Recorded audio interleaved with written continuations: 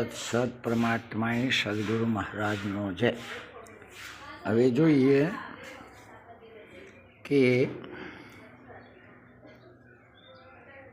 વિદ્યા એટલે શું, કે વિદ્યા એટલે શું।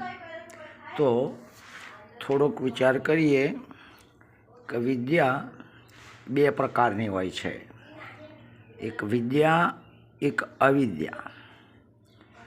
અહીં વિદ્યાનો આધ્યાત્મિક અર્થ થાય છે બ્રહ્મ વિદ્યા, અને અવિદ્યાનો અર્થ થાય છે બીજાનું કીધેલું માનવું, અનુસરણ કરવું એમ।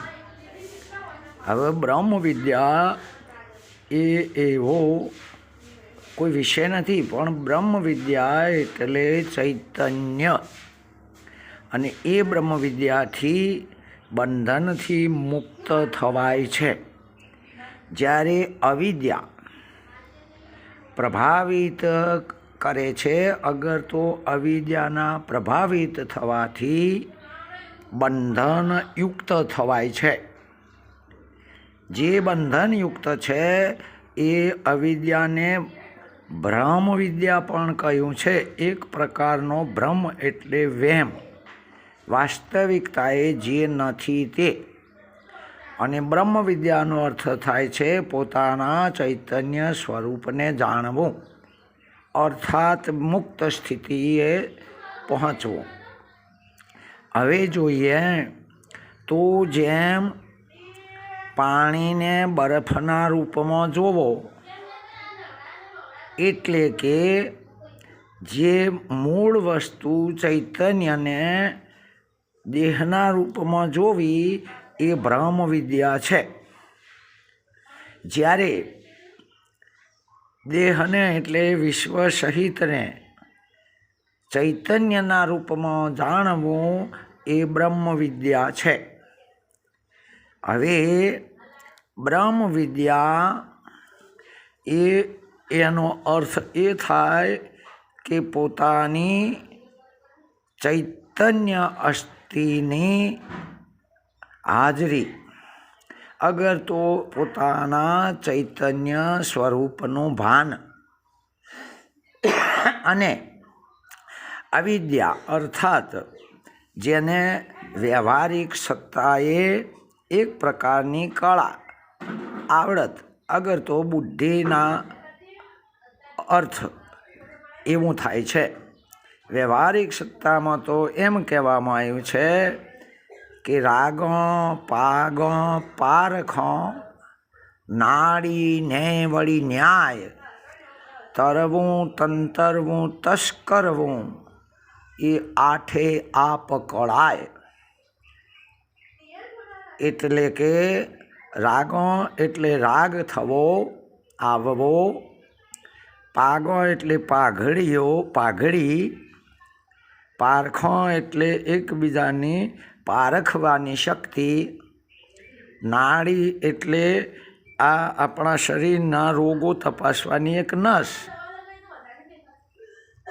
ન્યાય એટલે જેમાં અન્યાય આવે નહીં અને સમતુલતા થાય, તરવું એટલે સહેલી વાત છે પાણીની અંદર, તસ્કરવું એટલે ચોરની આવડત। આ બધું કદાચ વ્યક્તિને આવડે, પણ જે બ્રહ્મ વિદ્યા પોતાના ચૈતન્ય સ્વરૂપની જે ચૈતન્યતાની જાગૃતિ એ હાથે હાથે આવડે એમ નથી। આપણા શાસ્ત્રોએ કહ્યું છે કે છૂટવાનો ઉધમ કરે એમ એમ જીવ બંધાય, આપ વળે છૂટે નહીં છોડાવે સદગુરુ રાય।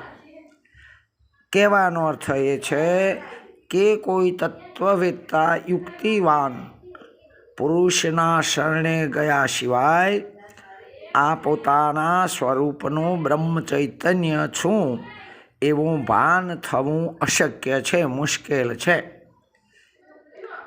આપણા પુરાણોમાં પણ જુઓ કે નચિકેતાએ બ્રહ્મ વિદ્યા વિશેનો પ્રશ્ન યમરાજને પૂછેલો, એટલે જે બ્રહ્મવેત્તા પુરુષના પાસે જઈ એની સેવા શુશ્રૂષવા કરી જે તે વસ્તુઓ જોઈએ સમિધવો એટલે વસ્તુઓ એ બધી સદગુરુના શરણે હાજર કરી સદગુરુને પ્રસન્ન કરવાથી સદગુરુની કૃપાથી બ્રહ્મ વિદ્યા પ્રાપ્ત થાય છે। ત્યારે જે પોતાને જીવરૂપ અગર તો દેહરૂપ માનેલો છે એ તમામ બંધનો છૂટતા વાર થતી નથી। કારણ કે જેનાથી બંધાયા હોય એનાથી જ છૂટવાનું હોય। કારણ કે કોઈ પણ દોરડાથી બંધાયા હોય તો દોરડાથી બંધાયા માટે છૂટા પણ દોરડાથી જ થવાય। જેમ કોઈ પણ કાયદા તળે કોઈ પણ વ્યક્તિ ગુનેગાર થઈને બંધનમાં અગર તો સજા થઈ હોય તો એ સજા છે એ જ સમય પૂર્ણ થતાં એ ગુનો જ એને મુક્ત કરે છે। એમ અવિદ્યા જ જીવને મુક્ત કરી દે છે। એ જ અવિદ્યા જીવને જે બંધનમાં નાખ્યો હતો એ જ અવિદ્યા જીવને કોઈ પણ પ્રકારનું પોતાનું પ્રયોજન સિદ્ધ થતું નથી એવું ભાન થતાં જીવને કાયમ માટે મુક્ત કરી દે છે। એટલે કે કેદી રહેતો નથી એમ જીવ રહેતો નથી પણ પોતાના બ્રહ્મચૈતન્ય સ્વરૂપનો એને ભાન થઈ જાય છે। અને પછી એનું જે જીવન હોય એ ખરેખર નવ જીવન સર્જિત થાય છે અને એનું પ્રારબ્ધ વશાત જે હોય એ પરમાર્થે કરી વ્યતીત થતું હોય છે। આમ બ્રહ્મ વિદ્યા એ ગુરુ કૃપા છે અને ગુરુ કૃપા એટલે કે જેમ પાણી ડિસ્ટિલ વોટર ઘન સ્વરૂપ બને એમ તમામે તમામ દ્વૈતપણું ઇન્દ્રિયો સહિત જ્યારે વિલય થઈ જાય અને શેષ બાબતમાં જે રહે એ બાકીનાને શેષની અસ્તિત્વ અને બાકીનાનું વિલયપણું એને બોધ કહેવામાં આવે છે। બોધનો અર્થ થાય છે પોતાના સ્વસ્વરૂપનું ભાન થવું। જ્યારે પોતાના સ્વસ્વરૂપનું ભાન ભૂલી જવું એને અવિદ્યા અથવા તો બ્રહ્મ કહેવામાં આવે છે।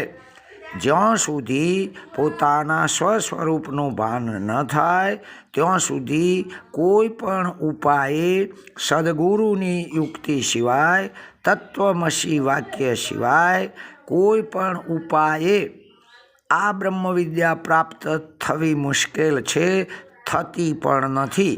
આમ બ્રહ્મવિદ્યાએ કરીને એ વખતે અધિકારીને પોતાના સ્વસ્વરૂપનું ભાન થાય છે અને એ બ્રહ્મવિદ્યા પોતાના અંદર જ ભૂલાયેલી છે। જેમ જમીનના અંદર જ વાવેલું બીજ ઉગીને બહાર આવે છે એ રીતે પોતાના ભીતરમાં જે ભૂલ થઈ હોય વિસ્મૃતિ થઈ હોય એ તમામ વિસ્મૃતિ એની સ્મૃતિ બની જાય અને એને પોતાના બ્રહ્મચૈતન્ય સ્વરૂપનું ભાન થાય એટલે દ્વૈત માત્ર રહેતું નથી।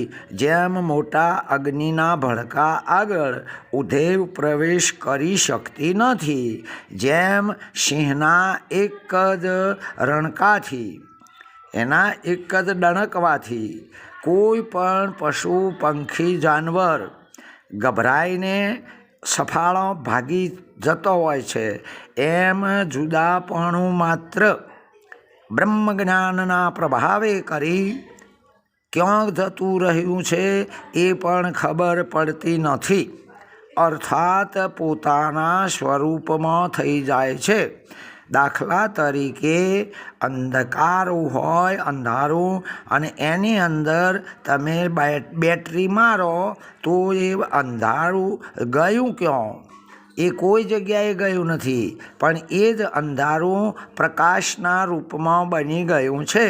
એમ એ જ માન્યતા, એ જ અવિદ્યા, એ જ દેહની માન્યતા, એ જ હું મારાની માન્યતા, પોતાના સ્વસ્વરૂપનું ભાન થતો, એવો પ્રકાશ થતો, એવી ઉર્જા ચેતના ખીલતો, આ તમામે તમામ જેમ અંધકાર પ્રકાશ બની જાય છે એમ આ તમામ દ્વૈત માત્ર પોતાના સ્વસ્વરૂપ રૂપ જ બની જાય છે, જેને બ્રહ્મ વિદ્યા કહેવામાં આવે છે.